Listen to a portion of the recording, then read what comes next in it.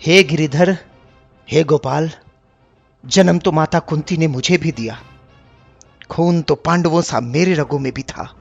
फिर क्यों न मेरी किस्मत ने कभी माता का प्यार पाया। भले ही मैं पूरी जिंदगी अपने वर्ण से अनभिज्ञ रहा, 5 पांडवों में छठा मैं भी एक क्षत्रिय पांडव था। फिर क्यों न मैं कभी गुरु द्रोण का शिष्य बन पाया। हे नारायण, हे वासुदेव, मेरी किस्मत का खेल तो देखो। जिंदगी के हर मोड़ पर मैंने हमेशा कुछ ना कुछ खोया। फिर गुरु से विस्मृति का श्राप और द्रौपदी स्वयंवर में अपमान मेरी ही किस्मत ने क्यों पाया। हे हरि, हे यशोदानंदन, अगर आज मैं इस युद्ध भूमि का हिस्सा बन पाया तो सिर्फ मित्र दुर्योधन की कृपा से।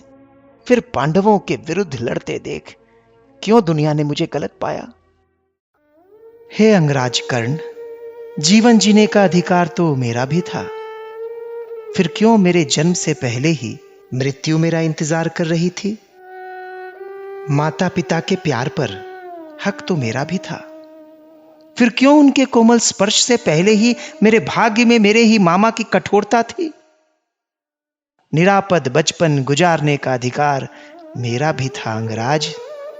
फिर क्यों मेरे बाल्यावस्था में ही मुझे अपनी जिंदगी दांव पर लगानी पड़ी। हे वृषाली पति कर्ण, अपनी प्रेयसी से विवाह करने का हक मेरा भी था।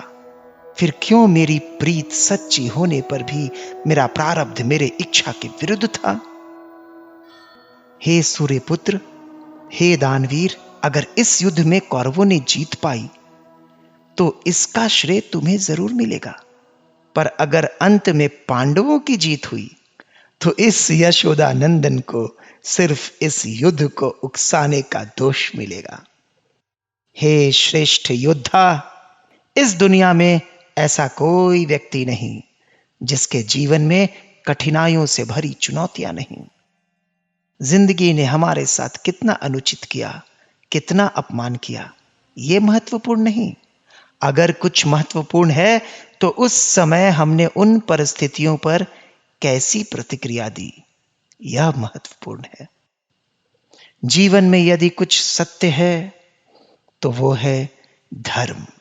जिंदगी भले जितनी भी कठोर हो, हमें हमेशा धर्म पर ही चलना चाहिए। हमेशा धर्म पर ही चलना चाहिए।